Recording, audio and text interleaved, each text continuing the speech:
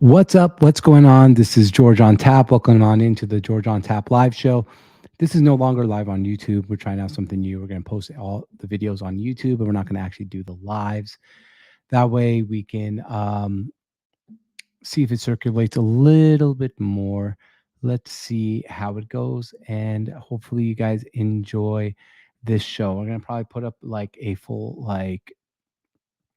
pod on the YouTube channel and then do the clips and all that fun stuff. This is going to be a really short show today because it's Sports Equinox and we have a bunch of betting stuff on our betting show that we're trying to put out for you guys. So it's going to be one of those days where we're just going to kind of steamroll through things. But let's start off with the play of the day.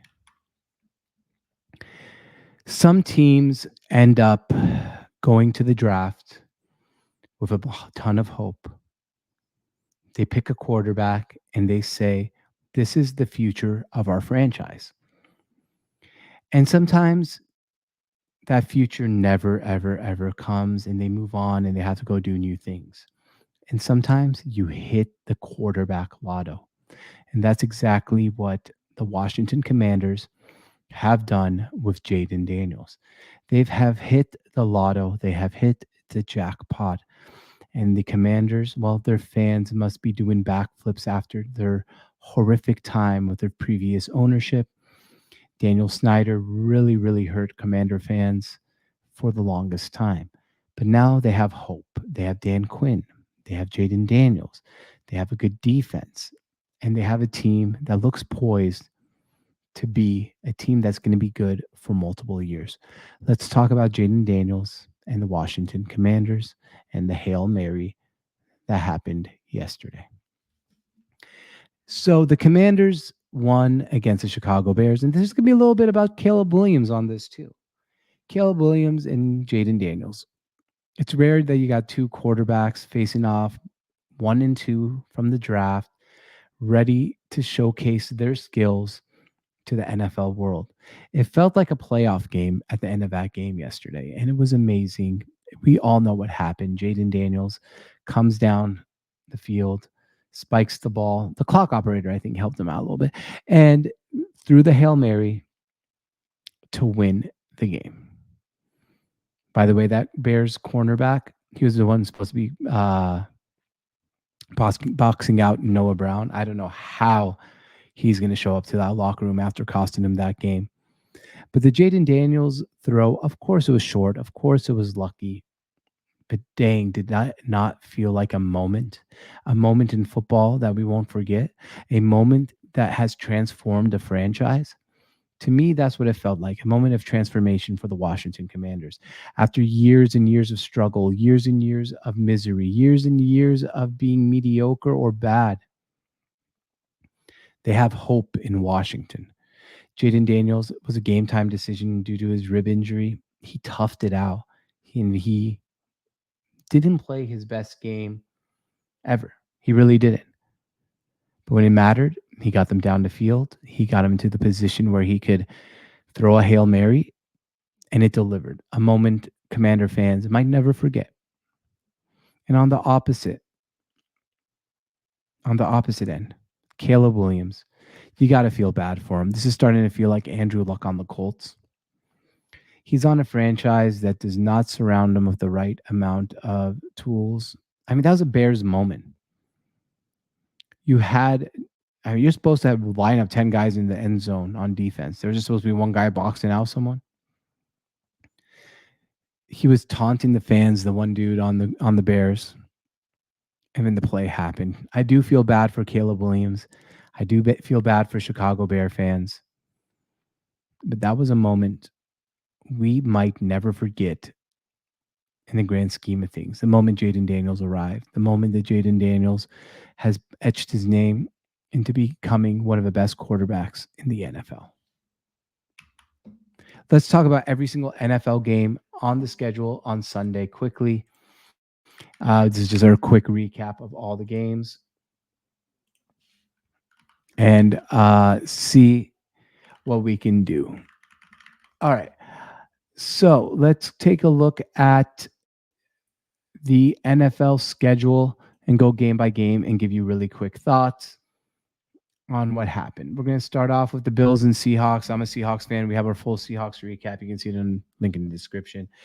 That was horrible performance. The team looks above its skis, and I feel really bad as a Seahawks fan watching that game. Meanwhile, the Bills are just really good. Eagles, Bengals. This is where I got it wrong. I've been saying that the hate on the Eagles and on Nick Sirianni is overblown, and I was right about that. But I thought the Bengals were good enough to beat them. The Bengals fall to 0-4 at home. It's rare you see a team go 0-4 at home. But that's what the Bengals did. The Eagles went in there, outmuscled them, outclassed them, and outbeat them. They outmanned them, plain and simple. Ravens at Browns. Jameis Winston. Man, I love me some Jameis. Everyone loves Jameis Winston's story and he just played. I mean, he tried to throw an interception on that final drive, hit was it Hamilton, Kyle Hamilton, right in the chest. He dropped it, and then the next play, Jameis Winston bomb for the win.